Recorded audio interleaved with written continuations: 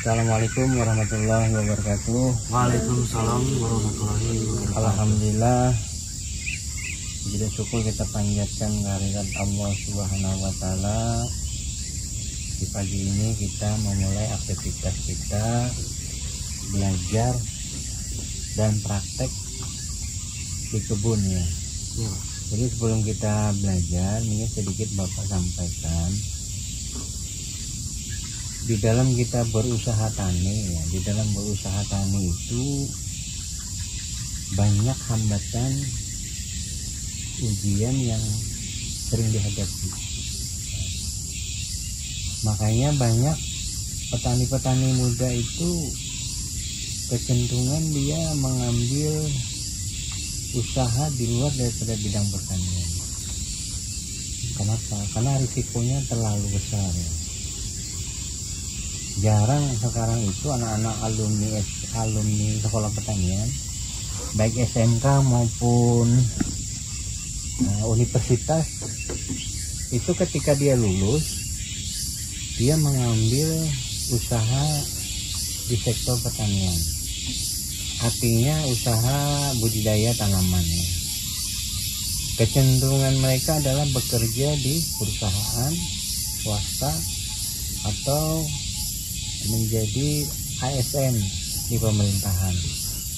Nah, ini yang menyebabkan pertanian di tempat kita itu senantiasa tidak bisa berkembang dan maju, karena anak-anak mudanya kecenderungan mencari zona aman. Apa itu zona aman? Zona aman itu zona di mana mereka tidak terlalu banyak menghadapi risiko, tidak banyak bermasalah, tidak menghadapi suasana, cuaca, keadaan yang rumit. Karena kalau orang bekerja misalnya di perusahaan atau di swasta, mereka sudah dijanjikan gaji setiap bulannya ya. Tetapi kalau dia menjadi petani, tidak ada kepastian gaji, berarti risikonya lebih besar kan, tidak menjanjikan masa depan. Kemudian kalau kita bekerja di pemerintahan atau di perusahaan swasta, pakaiannya bersih, rapi, ya berangkat dari rumah. Sedangkan jadi petani, image-nya jadi petani itu kotor. Kemudian kerjanya di bawah terik matahari, sehingga wajahnya itu kecenderungan tidak terawat seperti orang-orang yang kerja di kantoran. Kalau di kantoran kan, maaf nih, yang cewek-ceweknya kan pakai make up, pakai glowing. Kalau jadi petani kan nggak mungkin tuh turun ke sawah pakai make up, pakai lipstick, pakai, kan nggak mungkin kan. Sehingga kondisi yang seperti itu banyak dihindari anak-anak muda kita. Tetapi jangan lupa, kalau kalian ingin sukses, sebenarnya disinilah letak tantangan dan peluang itu. Ya. Kenapa Pak? Karena orang menghindari untuk berada di zona nyaman. Sedangkan menjadi petani itu zonanya tidak nyaman. Hari-hari kita berpikir bagaimana usaha budidaya ini bisa sukses. Hari-hari kita menghadapi masalah hama penyakit. Hari-hari kita bermasalah dengan harga pasar yang tidak pasti. Hari-hari kita bermasalah dengan kondisi iklim, lingkungan yang senantiasa berbeda. Jadi menjadi seorang petani itu hari-hari dihadapkan dengan banyaknya masalah. Tetapi disinilah kedewasaan itu terbentuk karena keadaan. Orang yang menjadi petani biasanya orang itu akan figurnya, karakternya akan menjadi orang yang lebih enjoy ketika menghadapi suatu masalah.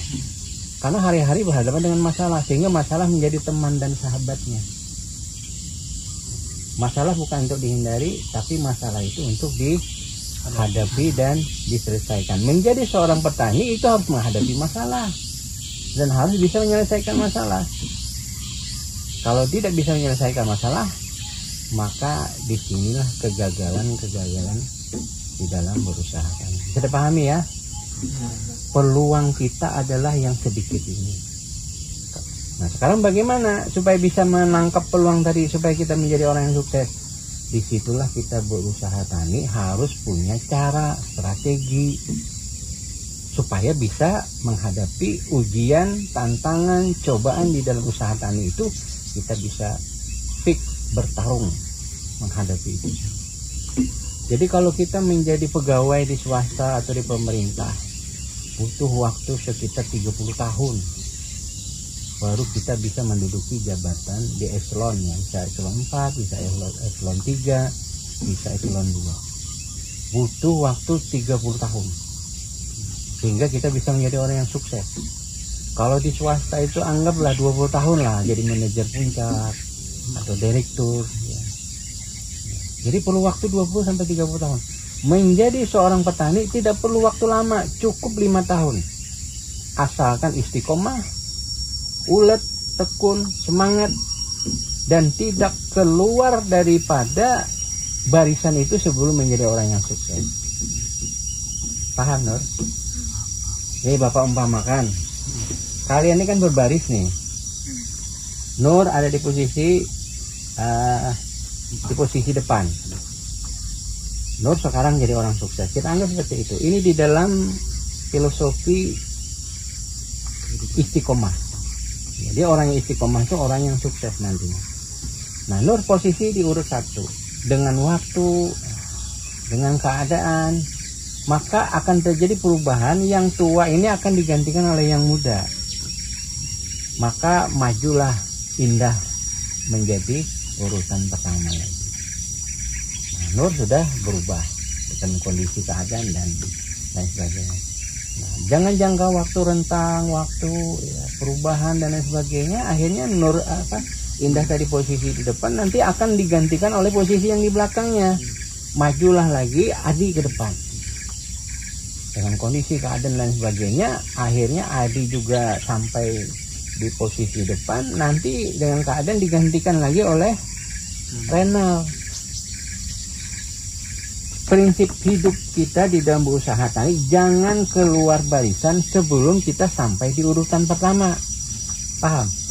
Inilah yang dimaknai dengan istiqomah. Orang yang istiqomah itu, kata Nabi ya, al istiqomah itu khairun min alfi karam. Artinya orang yang istiqomah itu melebihi daripada 1000 karamat. Kalau kita istiqomah di dalam usaha pertanian, tidak keluar daripada usaha pertanian sebelum kita menjadi orang yang sukses, inilah yang dimaksud dengan istiqomah.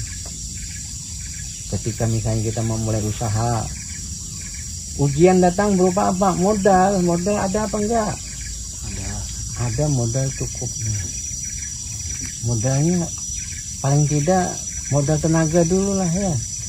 Modal tenaga, modal semangat. Punya lahan 2 hektar. Nanti kalau misalnya Adi pulang ke kampung, kampungnya di mana, Di? Saya di Labangka, Pak. Labangka. Jalan perkebunan kelapa sawit. Kelapa sawit. Punya lahan enggak? Punya lahan berapa hektar? Kalau itu nggak tahu, tapi cukup lah, Pak. Cukup ya. Cukup. Nah.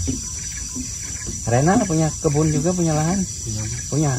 Berapa hektar? Aku nggak tahu juga, Pak. Nggak tahu juga. Kayaknya cukup. Nah, cukup ya. Indah juga. Ada. Nur? Nggak punya lahan. Nah, jadi gini, kalau kita membangun sebuah usaha, yang pertama kita persiapkan itu adalah modal kita. Dalam arti modal bukan hanya materi ya, modal kesiapan kita. Ya. Kita punya perencanaan yang bagus. Jadi kalau kita mau usaha tani itu kita punya planning, perencanaan. Saya mau tanam apa? Jangan kalian menanam mengikuti keinginan kalian, selera kalian, tapi tanamlah tanaman yang mengikuti selera konsumen. Seperti itu. Ya. Nah, modal semangat sudah ada, nah, modal ilmu sudah ada. Nah, pulang dari sini nanti pengen kalian harus jadi orang yang sukses. Ya. Nah, 3 bulan itu tadi paling tidak kalian sudah Bapak racuni dengan hal-hal positif. Ilmu. Bukan racuni dengan hal yang negatif ya. Jadi nanti pulang dari sini kalian punya pemikiran bagaimana bisa menerapkan ilmu sehingga kalian nanti bisa menjadi orang yang sukses. Ingat, menjadi usaha tani, wira swasta di bidang pertanian jauh lebih cepat suksesnya dibandingkan jadi pegawai atau jadi karyawan. Ya, catat nih hari ini Bapak ngomong, asalkan kalian istiqomah 5 tahun, insya Allah kalian akan menjadi orang yang sukses. Nah, untuk bisa sukses bagaimana Pak? Harus ada ilmunya. Gak bisa kalau nggak ada ilmu. Orang yang nggak punya ilmu itu bagaikan orang yang tersesat di tengah jalan. Dia punya usaha tapi nggak ada ilmunya, lambat laun dia akan tersesat. Pengertian tersesat itu nanti lambat laun akan ditinggalkannya.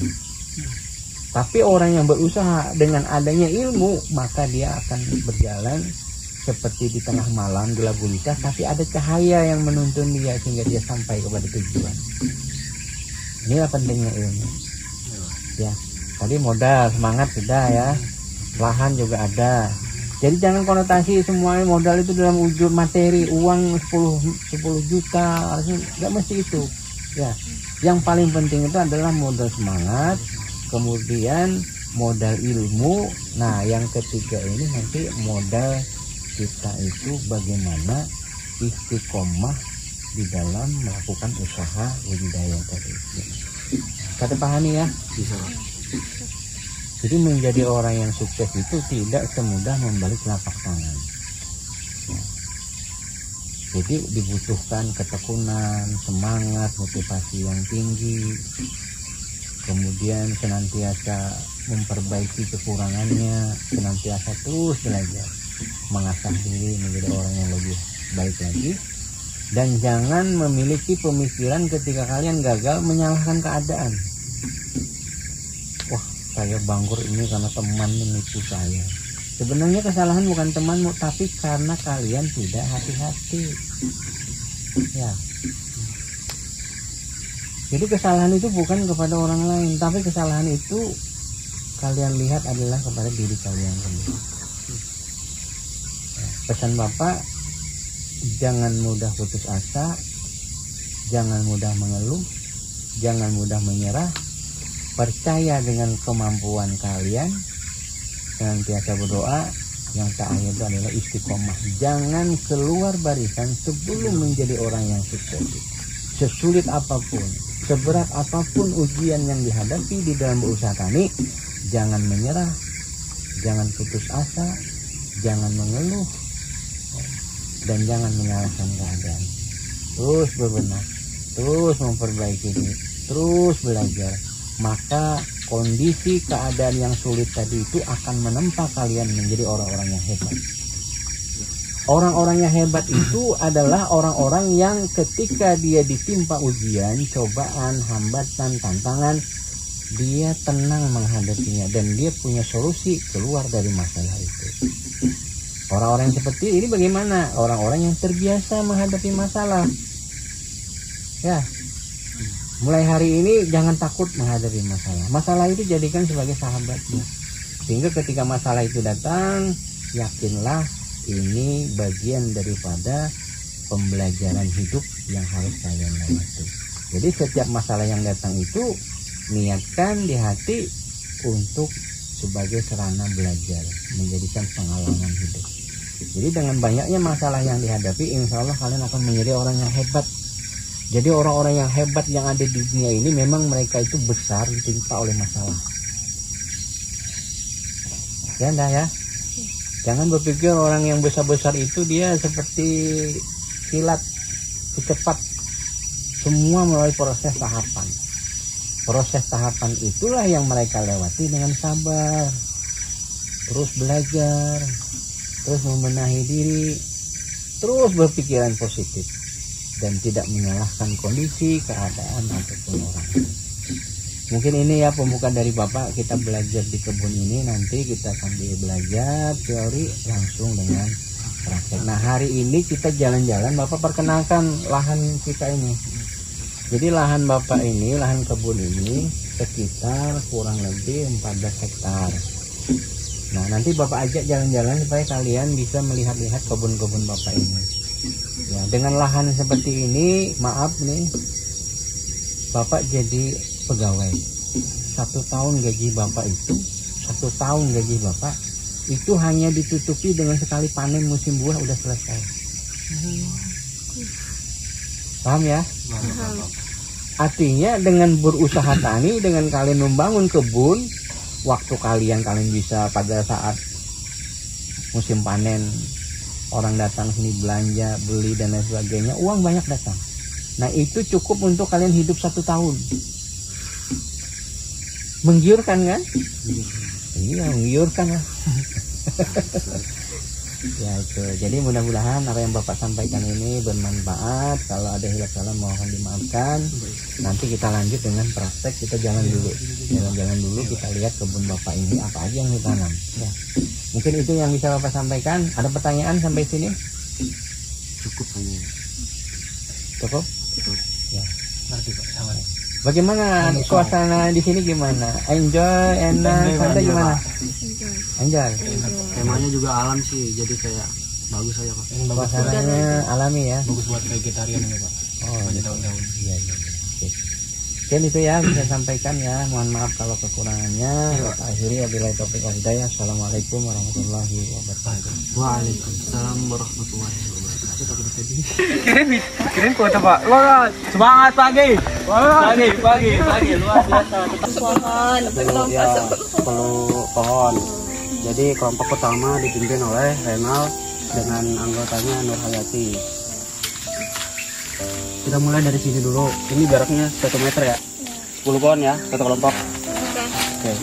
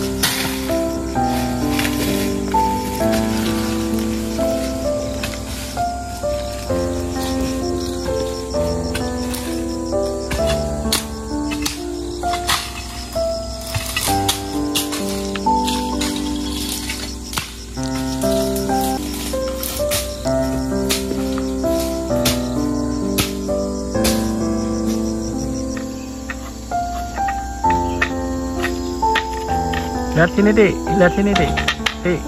Iya.